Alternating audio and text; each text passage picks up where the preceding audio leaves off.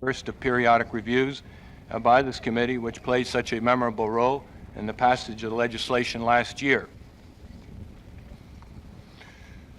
May I say right there, we intend to have periodic reviews on this very important matter because it's a continuing process, and you have to have reviews.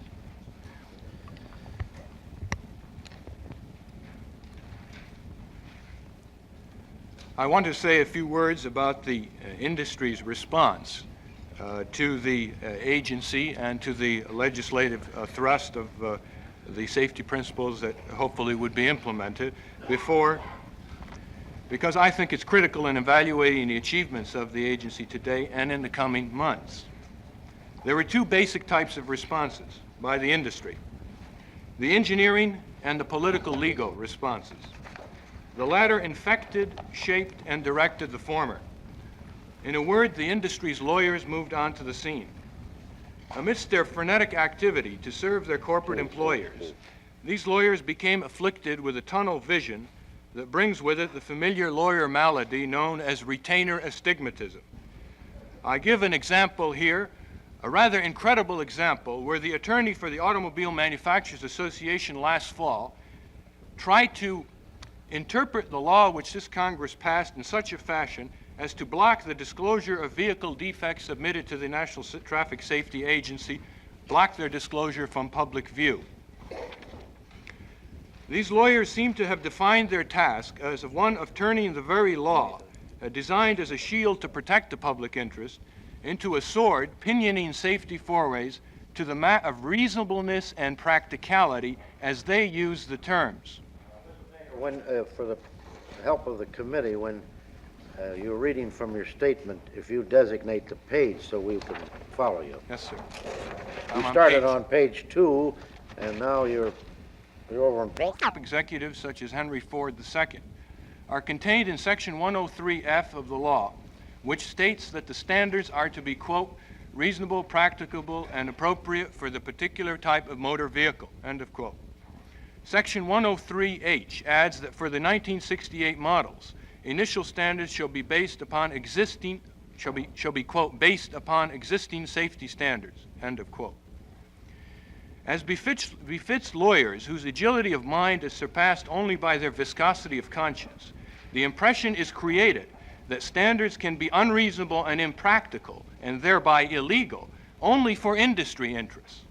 But obviously, if a standard can be considered so stringent by the industry that it is deemed illegal, so a standard can be considered so inadequate that it is deemed illegal for the consumer interests. After all, it would have helped the agency. They never offered a large series of crash test data showing the accelerometer curves for the 1968 models. The standard for they were set to be met by virtually all vehicles built as they would have been built without the standards. Every indication is that the forthcoming tire standards based on SAE J19B will permit the manufacturers, to put smaller size tires on many of their vehicles, such as the Plymouth Fury, the Dodge Polara, and the Mustang, based on 1966 tire and rim lows. And at this point, Mr. Chairman, I'd like to make a comment on the tire situation.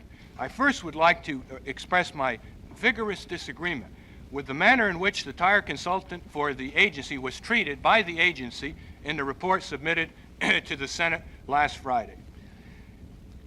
Certain statements by the tire consultant, who is Mr. Edward Heinzman of Princeton University, displayed, in my judgment, the utmost in honesty that should be displayed by a scientific researcher. And he put his conclusions in a very crisp manner, as indicated by their quotation. And I might also add that in answer to a question before this committee yesterday as to whether the industry withheld any data, the administrators answered with an unequivocal no. Of course, that's perfectly consistent with the fact that they never asked them for this data in the first place. But more important is this, I might add, that some consultants and some members of the agency, who are not free to discuss this, but the situation was so bad that information on this situation came to me from the industry, were not allowed to communicate with the industry and check the adequacy of their technical submissions and ask them for more data and more information. In fact, there was a blanket ban by the administrator on this type of communication. And when you look at Goodyear's submission, which is extremely inadequate, considering it's the largest tire. Now, many outstanding specialists in vehicle safety, such as Colonel John Paul Stapp, who's familiar to this committee, and Professor James Ryan of the University of Minnesota, have expressed deep disappointment over such low levels of required safety. I'd like to submit for the record a very brief but pointed interview covering the present situation by Professor Ryan, which appeared in the Minnesota Technologue, which is a technical journal. Without objection, I will take the record. These levels are so low that in... We have a letter, too. I haven't, the chairman hasn't read it yet, but... A few call for new or upgraded features, but many degrade the engineering achievements found in cars, not only for 1967, but for earlier years. Setting standards at such low levels lead to more than inutility. There are important collateral effects as well. They eat up valuable lead time. Consider also the spectacle next fall, when Volkswagen proudly states that its cars are safe because they meet all U.S. safety standards. A worthy claim if it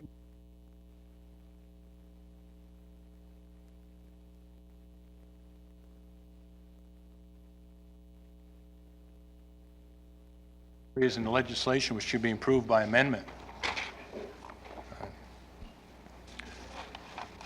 There are numerous areas that can be improved, I think, but I'll just restrict myself very briefly to three areas. First, I think the stronger subpoena power for documents is necessary. This was in an original draft, and it was weakened to the point where I think it presents an obstacle to the production of documents and test data by the agency. I think, secondly, the provision that was in the Senate bill which required the agency to put the technical justification for the standards in writing at the same time as the standards were issued, together with an explanation of these standards as far as their objectives and a translation of the technical language for the layman. I think that provision was in the law today. We wouldn't have had the situation where standards were issued without a basis for them and where the agency had to, in effect, expend time after the standards in order to prepare this 130-page report. First of all, I think at the present time, the law is adequate here. It does a very significant thing. By saying that a standard will have to be in effect 1 year from issuance, unless good cause is shown, it throws the burden of showing good cause on the manufacturer. That is, ideally, unless our friends over at the agency decide to shoulder the burden themselves in the continuance of their protective attitude of the industry. But the intent of the clause is to shift the burden of proof onto the manufacturer, who will then be required to submit specific data showing why there should be good cause stated for delaying the application of the issued standard. I think that is an extremely good nuance in the law, and it should work if the administration of it recognizes its purpose. Turning to the area of lead time, that word is used so frequently that we very rarely break it down into what it means. Basically, it's composed of two components that are of any significance. One is physical possibility. Obviously, lead time can be so compressed that just physically, if we were to spend endless amount of money, it would be impossible to produce the hardware. And the second component is cost. And of course, a good deal of the water in this lead time situation is the problem that the industry doesn't want to inconvenience itself. It doesn't want to shake up its leisurely production schedules, and perhaps it doesn't want to pay a little more extra to get a faster tooling job, or to reinvest in computer and other assembly line techniques and drafting techniques that will constantly shorten the lead time. Now, I would like to see the industry be required to produce extensive data here with cost increments, so we can decide just how serious a penalty they are suffering, and how serious a penalty the public will suffer if they are not made to come forth as rapidly as possible. Now, on the lead time question, do you feel, though, that the law is adequate to deal with this if the agency will establish the standard? Yes.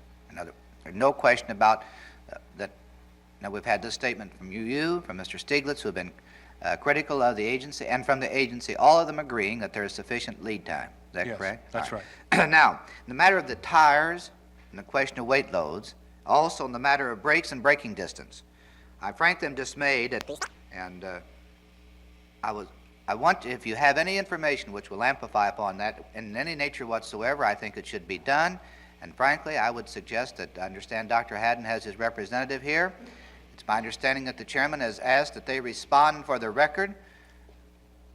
I'm hopeful that these hearings will not be closed down too quickly, that if the response for the record does not indicate a sufficient explanation of this very serious indictment, that they can be called Cars by Consumers Union, and they, of course, have the data available. in the Consumers Union report. Yes. Yes, all right. As far as the tire standards, there is no tire standard as of this date. The indications are that there will be heavy reliance on SAE J918B recommended practice, which was written entirely by auto and That 1 out of every 2 in this room is either going to be killed or seriously injured in an automobile accident under the present circumstances. So the people in this room don't need to feel that it's going to be a great immunity to these people if we can't come with some type of results which are certainly conducive toward reducing that toll, not just satisfying the law as to whether we've complied. And in this field of the performance of tires, I have here a document which I do not intend to put into the record for the simple fact that... My name is Robert Steele. Let's move that over here, somebody. Do you want to use this? We got them both going, I think, again. Steele, Can you hear him back there now? I am Chief of the Evaluation Criteria Section at the National Bureau of Standards. Well, let me say to you before you go any further, if this is going to jeopardize your position with the government, I mean, I know you didn't know I was going to call you, and certainly you're not on the committee list, so if you don't want to say anything, why, I'm perfectly willing to excuse you until you get authority. Would you feel you should? I might interject here, Senator, that if he feels he shouldn't, something is very much wrong with the climate in this city. Well, Look, let me make this perfectly. After all, I'm not... I might say this, that we, as a department, have been on record in previous statements to the committee in favor of this cut growth test and the reasons therefore. And I might amplify the reasons for this test. I think every one of you have seen by the side of the highway tread rubber. Seen what again? Have seen by the side of the highways tread rubber that has come from tires. Most of this rubber is from truck tires, but a lot of it is from passenger car tires. It is much more evident in the summertime than in the winter. This last summer, I was appalled at the amount of tread rubber by the side of the highways. This cut growth test is directed toward this problem. The throwing of treads or chunking of the tread increases. Anderson also asked that. Or had difficulties with its brake hose. It was manufacturers refusing to own up to capability. When they all band together and say, this is impossible, that is a kind of pressure. And if it is not really impossible, then I think it's unjust pressure, and it can be characterized as such. And this happened right across the board. There was a very close coordination between the domestic manufacturers, and the amount of data that was released was utterly ridiculous in terms of the needs that could have helped the agency perform its task better. The second type of pressure, kind that gets back to the agency. Now, when Henry Ford II and other executives stand up and in effect say that if these standards are imposed, the entire economy of the United States is going to collapse. Workers will be thrown off the jobs. They're indefensible standards. They're tyrannical standards, etc. I don't think that's the kind of communication that is warranted by the facts and by the procedures available to the industry to get its viewpoint across. The third kind of pressure is pressure that is subvisible. In fact, the effectiveness of pressure in modern-day Washington is its ability to come subtly and subvisible. This is done through talented counsel here representing the auto industry. It's done through representations by foreign governments, and unfortunately, these are not on record. Now, I have read the letter by the State Department. It's a marvelous statement of how our diplomatic arm should be concerned with the international implications of safety, but it's frankly, it's extremely naive when in effect it doesn't allude to what are extremely strong pressures being put on by Western Europe and Japan in the context of international trade relations, GATT, and all the other problems of balance of payments, etc. This just does exist. My point is that pressure, in one way or another, is inevitable. In some ways, it's good. I have nothing wrong against legitimate pressure where the agency is just dead wrong. I just want to make one comment here before Mr. Haddon, which was quite lengthy. There were not, all the observations were not included. And one of them I wanted to make at that time was to suggest to them that there is no member of the vehicle equipment industry itself on the advisory committee, that is the parts industry, which is completely wholly and separate from that which is either dealing directly or owned by one of the major automobile manufacturers, which in my mind leaves one major segment of the automobile industry not represented on the advisory committee. And I'm also hopeful, well, Senator Griffith.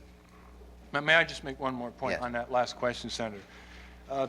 Again, to indicate the subtlety of the term pressure, I would consider a document submitted to the administrator by a manufacturer, which was kept private, not put on the public record, urging weakening of the standards and showing how these standards can be weakened as a kind of unfair pressure. Now, the document may be fair. It may render fair judgments. But if it is not made public on the public docket, and people don't have the opportunity to criticize it, refute it, and know where it's coming from, that's what I call another example of unfair pressure. Is there evidence of such a document? I don't have documentary evidence of it, but I do have very probative oral evidence that Chrysler and Mr. Heusler, who incidentally is one of the best, really, safety engineers in the industry, I might say in his behalf, submitted such a suggestive document to the administrator. Now, whether this exists or not, I don't know. I do know that I have it on reliable oral evidence that it does exist. Now, there may not be anything nefarious about this, but I'm just saying this should have been part of the public document. Now, let me give you an example where Ford gave the administrator a private document on lead time, and they wanted it in a way to be kept private. On December 3, of the original proposed standards by the traffic agency,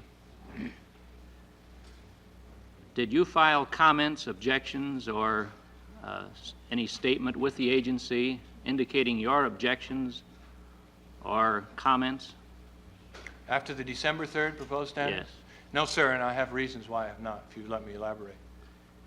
The reason... Do you agree with Dr. Stiglitz when he said that the original proposals were not perfect? Yes, I do. In view of the position that you've established, Basis to proceed upon. I had no fundamental quibble with them. In some areas, they were stronger than were possible, such as in the seat anchorage. They were stronger than possible for 68, but they did allow the basis for negotiation, and they did tend to pressure the industry to give more information. The administrative procedures, however, do not permit comments, at least they don't grant them any official cognizance. They don't grant comments as to areas not touched by the proposed standards, where my major disagreement with the proposed standards were. That is, there were certain areas such as tinted windshields and pedestrian harmful to pedestrians, ornaments that are harmful to pedestrians, and several other areas which were not covered by the proposed standards. And if you read the report by the agency that was just submitted to the committee, you will note that the procedures do not provide for suggestions for new standards. And so there is no reason for me to comment on the existing proposed standards because they provide a realistic basis for going ahead. And there was no reason at all for commenting on areas that were not touched by the standards because the procedures don't provide for it. In other words, Or if he desires to recall any witnesses, including if he thinks it's necessary to recall Mr. Bridwell and Dr.